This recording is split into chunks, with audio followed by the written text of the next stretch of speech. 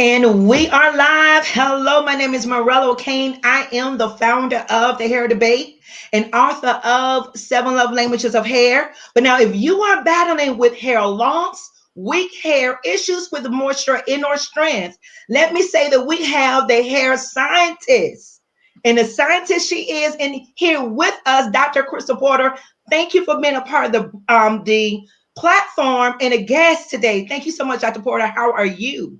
I am great. How are you? Thank you so much. I'm honored to be a part of your platform. Well, thank you again. I'm so super excited. And so when I tell you, being also not only a hair scientist, but then a hairstylist advocate. So we have the best of both worlds rocking here with us today. Oh, yeah. I have to advocate for the profession because I think you guys do a fantastic job at reaching out to those who need you. And I Yeah. really do feel that anytime that we have an opportunity to collaborate, it's a win-win for everybody. Oh, absolutely. Well, as you guys know me, I'm ready to go in because talking hair is what I love to do. And so as we, have questions coming in, we're going to talk about you, your experience, and then we will address some of the questions that come in. And so, guys, understand we do have the hair scientist in with us. And so if you have questions, now is the time. You definitely want to get those in. And so, Dr. Porter, you are a hair scientist. So we don't hear that carrying what I mean, when you hair scientist, that's a lot of weight and expertise. How is that different than a dermatologist or a trichologist? Yeah, so good question because I think you're right. Many people don't hear about, a title such as hair scientist. And I have to admit, that's something that I gave myself as a title. But Yes. let me tell you my background. So I am a chemist by training. So I have a Okay. PhD in chemistry, and that's why they call me doctor. And so it's different than a dermatologist because a dermatologist has a medical degree and they went to medical school. And so not only do they have a bachelor's degree, which typically takes, depending upon what you major in, anywhere from 4 to 5 years. And then they do even more education in medical school, and that's usually 4 years. And then they do a residency. So, I mean, they have a lot of times over 10 years of education, formalized education. So that Yes. is what a dermatologist background is. So they are a medical doctor of hair, skin, and nails. Now, a trichologist is Mhm. usually a hair practitioner who has extra education in disease of the hair and scalp. Yes. So I tell people all the time, I don't do hair at all. I cannot stand even doing my own hair. But the reason why I gave myself the title of a hair scientist is because in the industry, you have a label of hair care scientist Yes. or hair scientist. And I'm a hair scientist because my focus on research, because, well, let me take a step back and tell you what a scientist does. So we Okay. conduct Yeah. research by collecting data to understand something, a phenomenon of some sort. And Mhm. so the phenomenon and the different research that I do is on hair strands itself. So a Yes. lot of times people think that, oh, you're in the beauty industry and you focus on hair, so you must make products, and I don't. So Yeah. those are typically hair care scientists. But with me Mhm. being a hair scientist, it's my job to understand how different variables affect the well-being or quality of the hair fibers.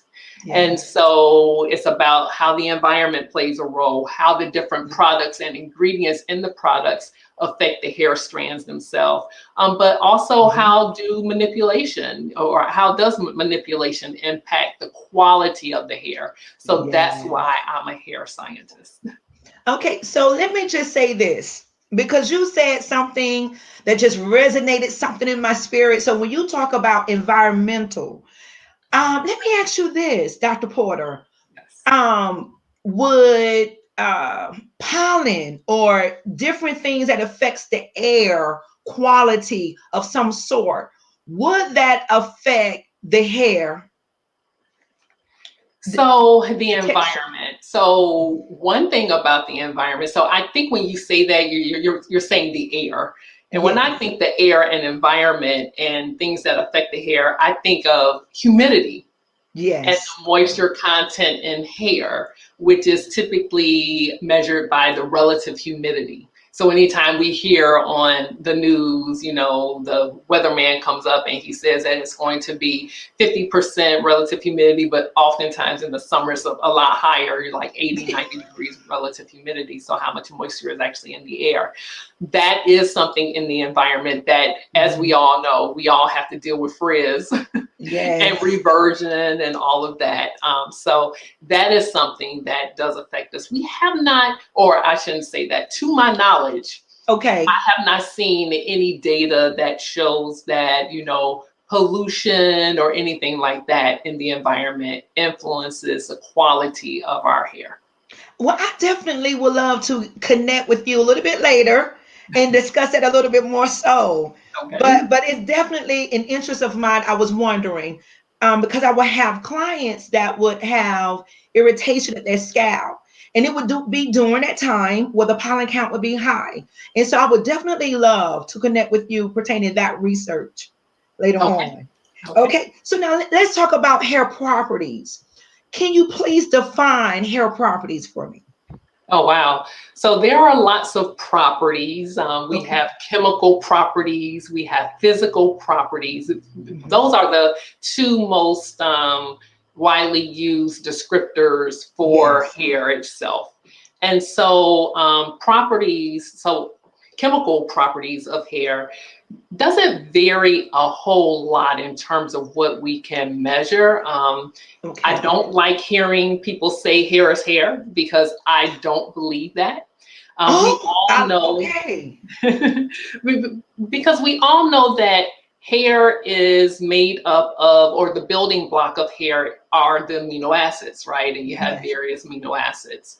However, if you look at the distribution of the different types of cells that exist, so take a step back, there Yes. are three major components of hair. You have the outermost layer, which is the cuticle, that's the protective layer. And then you have the layer that actually is responsible for the strength, and that is the cortex. And Yes. then depending upon the thickness of the strand, you can also have the medulla, and that's on the Yes. inside. So it may or may not exist. So if we think about the cortical cells or the cortex, there are different types of cells. And I mean, I'm not going to go into everything in depth, but there are two main types, the orthocortical cells and the paracortical cells. So Okay. the distribution, what we have seen as scientists is the distribution of those cells differ depending upon the degree of curl usually.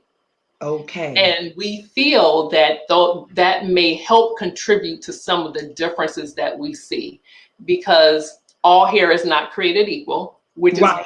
I don't like to hear hair is hair, because I don't believe that. There are other things that can influence why the hair characteristics or hair properties change.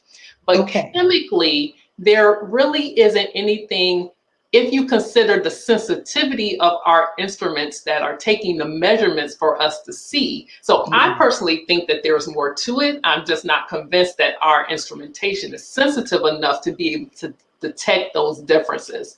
But Okay. we see that there are some differences, and it's really up to us to continue to understand why hair from one particular individual, like if you have identical twins, Yeah. depending Okay. upon their hair history, what they've done to the hair, that can dictate the properties or the characteristics of the hair. Not Okay. necessarily chemical properties of the strand, but the interactions of the different things we add to the hair strand, or what we do to the hair strand, that may change those properties.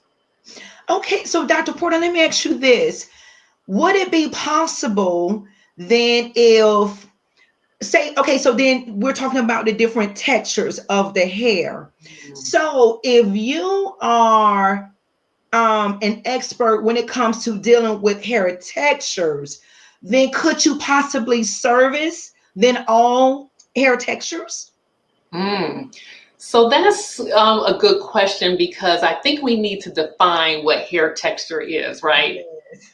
Because if you look in any cosmetology textbook, when they have a definition for texture, they're talking about the hair thickness or the diameter of the hair strand. Okay.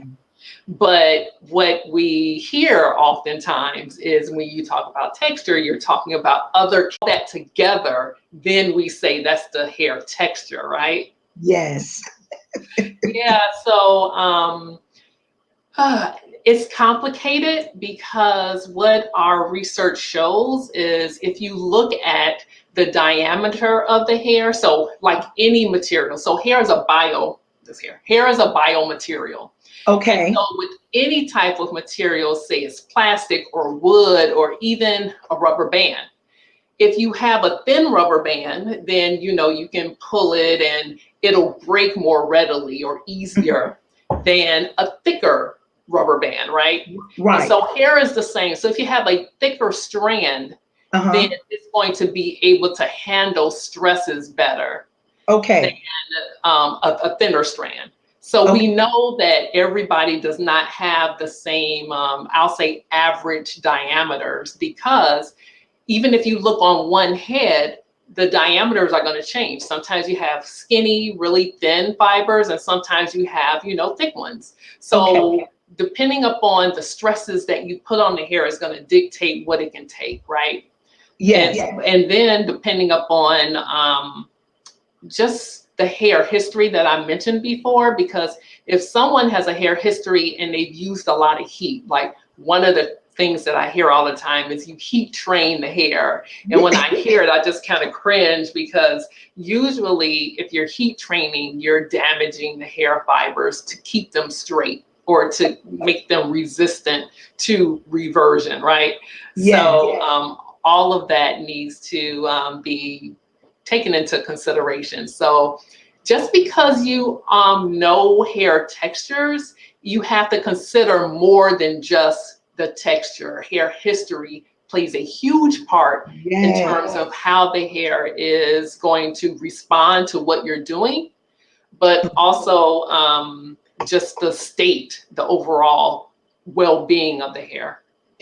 But now, doesn't that make hair has like a personality? Say its own personality? Funny. So I think I understand what you're saying. And I would say yes, if I'm hearing you correctly in terms of how I'm interpreting it. Because when you say personality, it means that it's going to respond differently depending upon what you do to it, right? And Yeah. so, yes, I do believe that it has its own personality, so to speak. Oh, wow.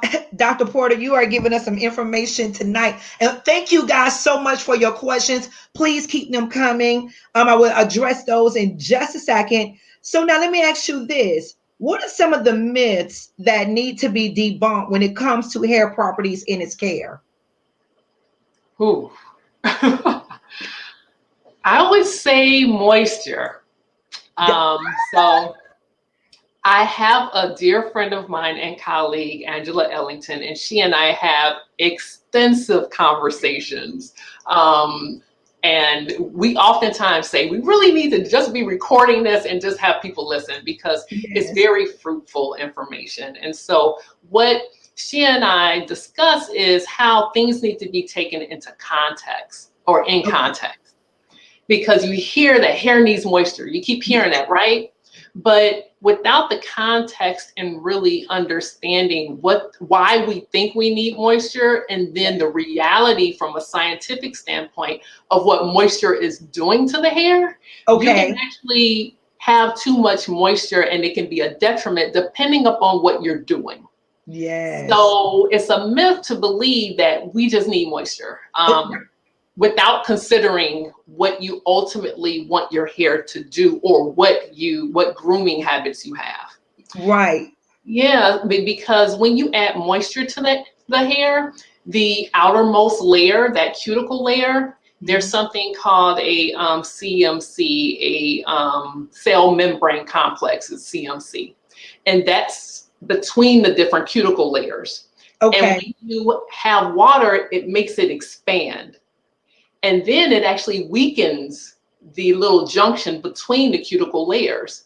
So Oh, when your hair is wet, it really is more readily compromised when you manipulate it, which is one of the reasons why it's so important for you to have conditioner on your hair when you manipulate. And also for those of us, meaning me, I mean, my hair is straight now, but I have, if those of you who are looking or listening are well versed in the hair typing. So I have 4C hair. And I'm not saying that because, you know, I think, oh, it's so hard to deal with, because there are some people who say they have a tight curl and they don't. I truly do have 4C hair.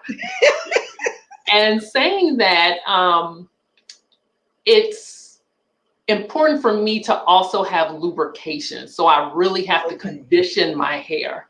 But the reason why we think we need to have moisture is because it makes the hair more pliable. yes. So it makes it bend readily, because those of us who have curly hair, if you let the hair dry without combing it first, I'm here to tell you. you know that yeah, you're gonna have a lot of breakage, right? And so when people say you need moisture without having the context, because it is going to make the hair pliable. So I know why people say, you know, you want it because it feels better, right? Yes. But at the same time, you have to be very careful. But the other thing that people don't consider is adding heat. Because if you were to maintain a lot of moisture in your hair and you add heat to it, yes, you're going to actually increase your chance of having it stay straight and not go back, because you're changing the structure of it. And in science, that's called denaturing the protein. And when you denature the protein, which is very similar to, I always give the example of eggs, right? So people know that egg is a protein. And if you have it raw, it has one structure, but once you add heat, it changes its structure. So it's still an egg, but it changes its structure. And so that's what you do to hair. When you go over the denaturation temperature, you're changing the structure. And that denaturation temperature decreases when you have moisture in it. So if you're adding heat and it has moisture, then you're going to make your hair more susceptible to staying straight and not being able to go back into its original configuration. Okay, so now let me ask you this, Dr. Porter. Would that state depend upon the texture of the hair? So we haven't studied that as much as it needs to be studied. Now, what I have seen is looser curled hair. Okay. And I haven't done the measurements, but it's just based on observation. My experience has been that if you have a looser curl in hair, that the chances of you actually having heat damage, as they call it, increases for some reason. I don't know why, but that's something that I've observed. Not to say that curlier hair types you can't have heat damage with that hair type, but I'm just saying it seems to be able to handle heat a little better, but it doesn't meaning that it won't revert as readily, but that's only observation. So based on this observation, I need, as a scientist, to go and actually do a systematic study where I control variables and I test that, because I don't know, but that's something that I personally do think it matters, but I have to test it. Oh, yes. I love that. I love that. So now, Dr. Porter, so we're going to answer some of the questions that we have here. And hello, guys. I tell you, thank you so much for your questions. We greatly appreciate it. And so now, we have a question here. Have you always, Dr. Porter, wanted to deal with hair on a science level? No, not at all. This opportunity came to me, it was presented to me, and I had no idea the amount of science that goes into making products. Now, I'm not talking about the small mom and pop businesses or the manufacturers. I'm actually talking about, for example, the main three, the Procter and Gamble's, the L'Oreal's, and the Unilevers. Those are the big three, and they do a lot of science. So Yes. no, I never even knew it existed. Wow, I love that. I love that. Another question here. When I dyed my hair blonde, it got browner. When I stepped outside, was it damaging it? Let's see. Was it damaging it or just darkening because of the light? And so, okay. So what she said is that when she dyed her hair, she thought that it was originally like a blonde color. But then when she stepped outside, and I guess from being outside and around the sun, she said it got browner, and she's wanting to know, was that done, due to the sun outside? Hmm. Now that's interesting. I would need to get more information because Okay. that's the opposite of what I'm used to hearing. Usually the UV radiation in the sunlight will lighten. So I'd be really curious about what reaction occurred to make it darker. So unfortunately, I would need more information. No, absolutely. But then let me also say this too. Inside lighting has a lot to do with how the reflection of the color comes out.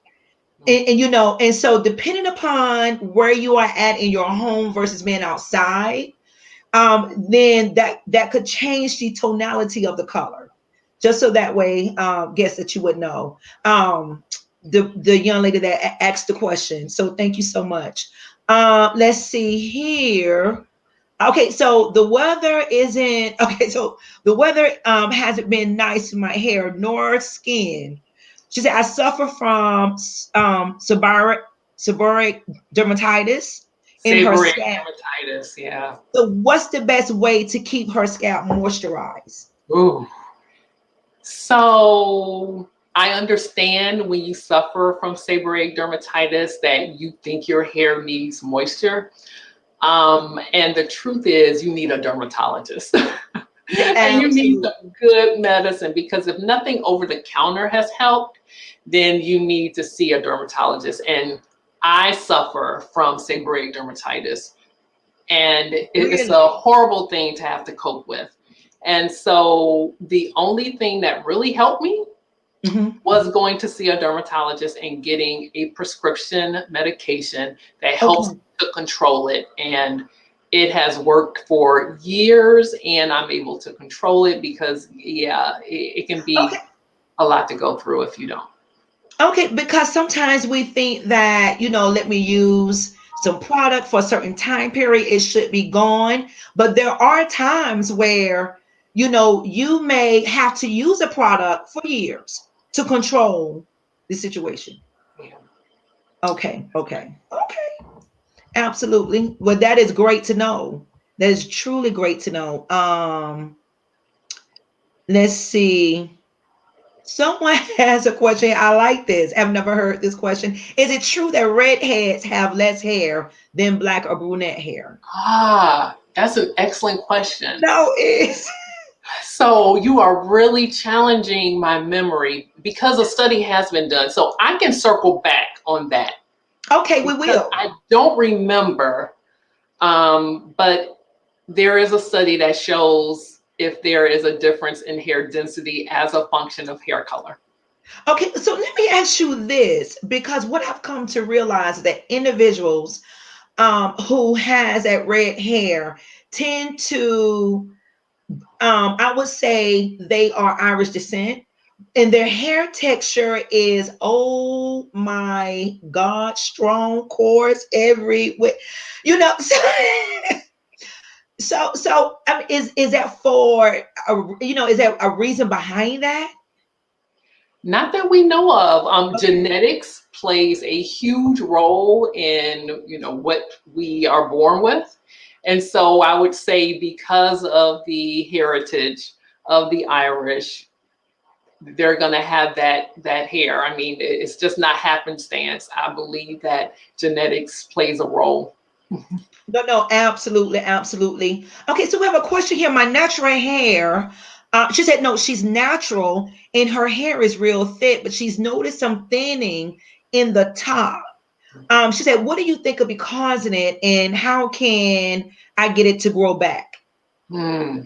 So once again, but now I have to qualify it a little bit. So I talked about dermatology, and this time I'm going to say not only do you need to see a dermatologist, you need to see a knowledgeable dermatologist when it comes to hair Yes. loss in particular, because just like I said, all hair is not created equal. Yeah. All physicians aren't created equal either. And Yeah. that is also in the field of dermatology. So if you can get a good reference, I actually interviewed on my platform during my lunchtime chat, Dr.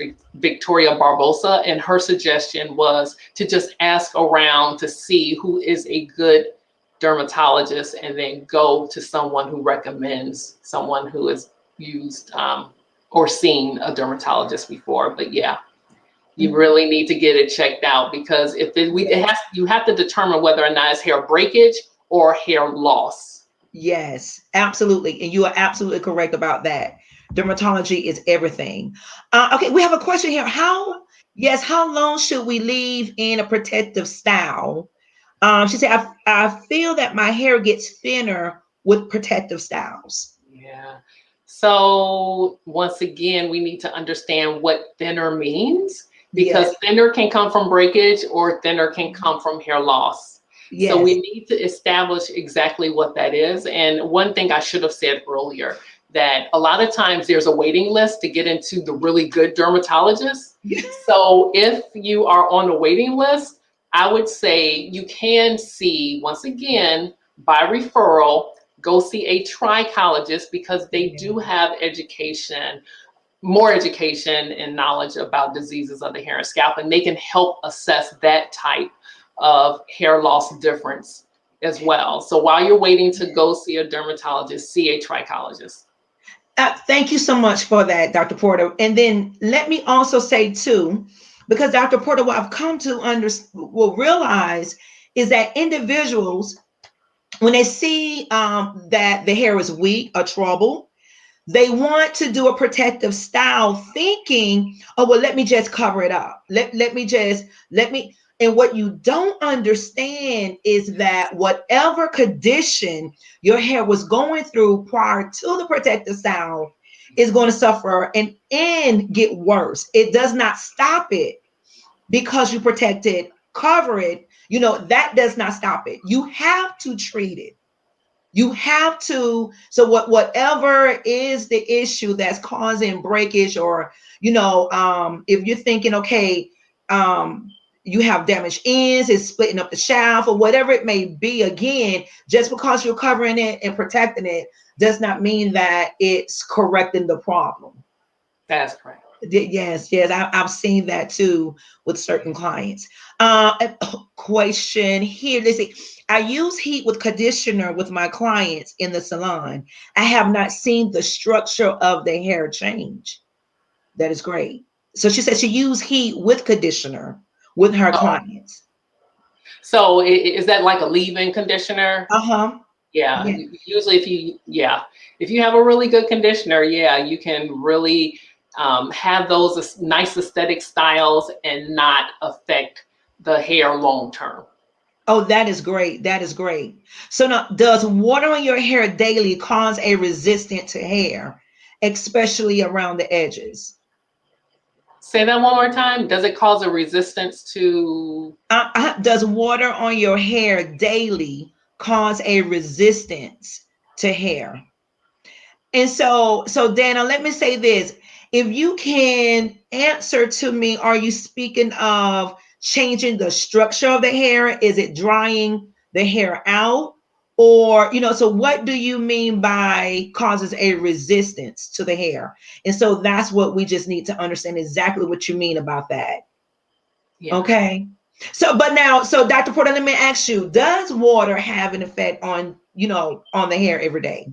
Long term, no, not particularly. Okay. So once again, the water itself isn't anything you have to worry about. Mhm. It's the impact of the water that you have to worry about. So if Yes. you have a curlier hair type, and you put water on it and it shrinks or it goes to its natural state, then you having to manipulate the hair, that is what will have a negative impact on your hair, just because of the increase in stress, and you can cause your hair to break due to the increased manipulation or friction if you're not using the correct products. But no, if you wet your hair, even if it's every day, it's the manipulation that you have to worry about, as I mentioned earlier.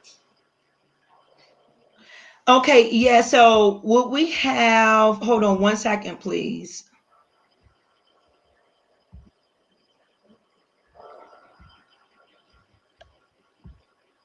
Okay, so now what you have here, okay, so, okay, I've heard, let's see, I'm sorry, I'm covering up the comment here.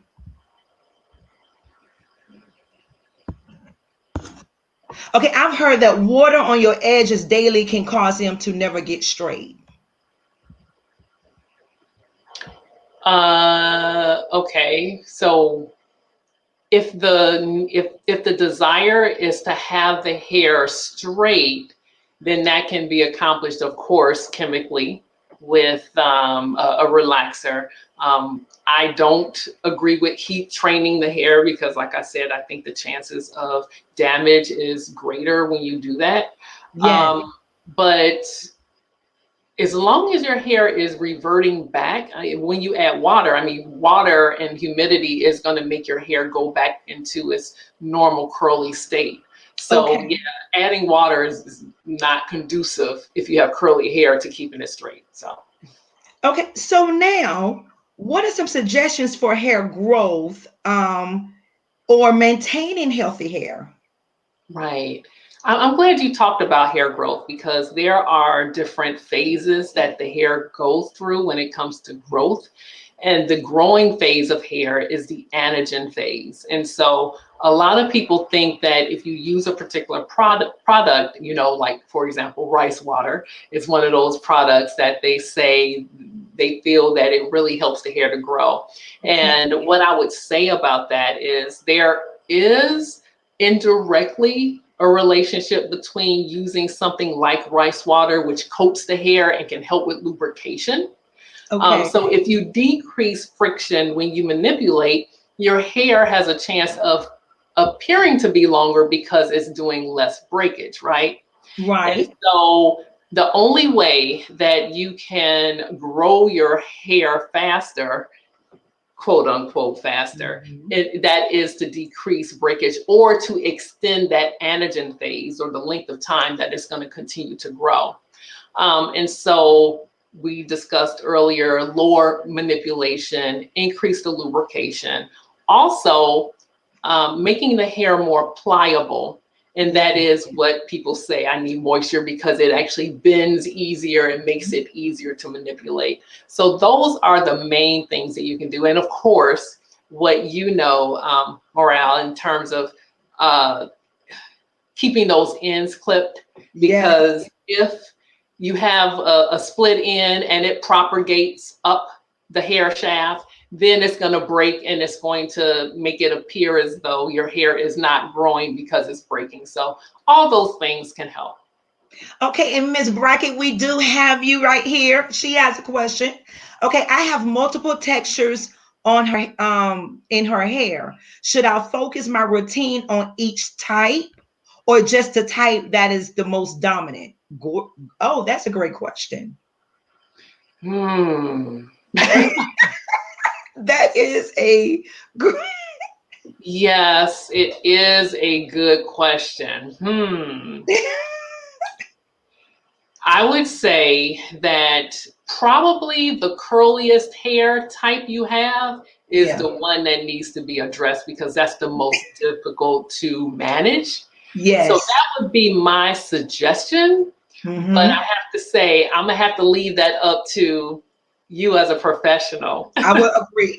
Because yeah, I I have two textures on my hair, and I could care less about the stuff that's, I mean, the looser curl is like right in the nape and right Most on the people, side, and then yes. everything else is like this. Right, right. Most people, that's exactly how it is. And so I tell you, my last question here, and so let me just say this pertaining to that. That's the reason why it's so important as far as our professional industry, because of dealing with those type of questions and issues, having different textures on the hair, and understanding that hair is science. And so, how are the hairstylists, say, a seasoned hairstylist, different from 30 years ago versus today? Hmm.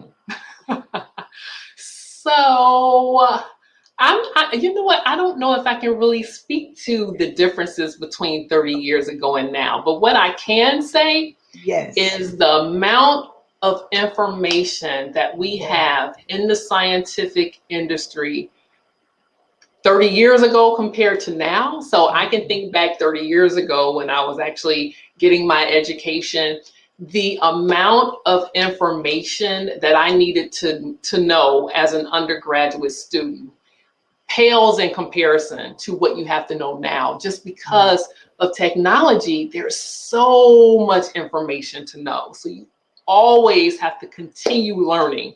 There is no stopping the learning process. I mean, you will. So if I had to think about what's different, is what you have to know now is totally different than what you knew then, because the information gathering has changed. And so we know a whole lot more now. So 30 years ago, you just didn't have to know so much. No, you know what? I should say you needed to know, but you could know because a lot of the Right. research had been done. Right. Okay. So, Dr. Porter, this is going to be the last question because I know you have to go to your other platform. And so, if an individual have a lot of itchiness on the scalp, but there's like no tenderness, then is there an issue that they should be concerned with? You said a lot of itching on the scalp. Uh-huh. Oh, so once again, I would see a dermatologist for that. Now, there are some trichologists who have a regimen that can help with that. But just to make sure that the itching isn't due to something that could be, more serious, just to rule that out is good to see a dermatologist. But a lot of the over-the-counter products, that have claims for anti-itching can assist with that. But I would just rule out anything being wrong with the scalp. Absolutely, absolutely. Well, I tell you what, I thank you so much, Dr. Porter, for being on the platform. Can you please tell our audience where they can locate you? Share your information, please, with the platform. Yes. So I can be reached at Maine Insights. Maine is like hair mane. So MANE Insights, INSIGHTS.com. That is the platform that you will reach me. But one thing I want to say before I get off, I have to give kudos to you, Morale, and those Oh, practitioners who are like you, because yes. Thank what you. I learned in being a hair scientist and actually coming out on my own, originally Main Insights was a way to personalize your hair care. So you would send me strands and you would answer a questionnaire and I would give you information, right? But Okay. what I found is that people want to look and feel beautiful, right? And Yes. so I don't do hair.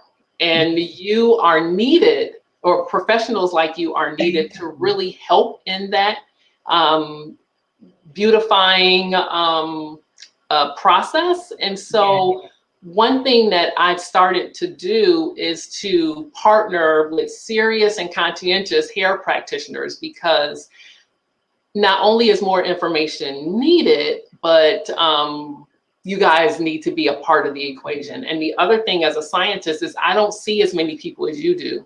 So even though I'm in the space to continue to do research, I Yes. don't have the fingertips in Mhm. the data like you have. And so Yes. really trying to educate to let serious and conscientious hair practitioners understand science is the key. And what you learn in cosmetology school, I'm just gonna have to say it, it's not enough. And Yes. so it's a long process that takes a lot of patience, passion, receptibility. You have to be receptive and have an appreciation for the scientific method. And so I want to thank you for giving me, the opportunity to really say that you guys are needed in the industry, but we need to figure out a way together to get you to the point where you can help us as scientists really elevate the industry. Well, I tell you, I will love to connect with you. Definitely for that cause, because again, self-esteem, self-love, and all of that is engulfed and wrapped around the beauty and love behind that. So thank you so much again for the So science of what glad you you do. said that, beauty and love. And I have Our Black Hair Matters, so you can connect with me that way, Our Black Hair Matters, because it's our Black Hair Matters. Because not to say that we can't, continue what other people have done in the industry in terms of knowledge, but we have to be responsible for making sure that everything about our hair is considered. And we need to make demands of the industry to make sure that the claims are substantiated for our hair types. So yes, thank you so much again. So Maine Insights, MANESIGHTS, and also Our Black Hair Matters. Yes, guys, definitely follow Dr. Porter, okay? Black Hair Lives Matter. Definitely connect with that. Again, my name is Morella King. This is the Hair Debate, the platform where we come to debunk, debate, and discover all things hair. Everyone have a great night. Thank you, Dr. Thank Porter. you. Bye-bye.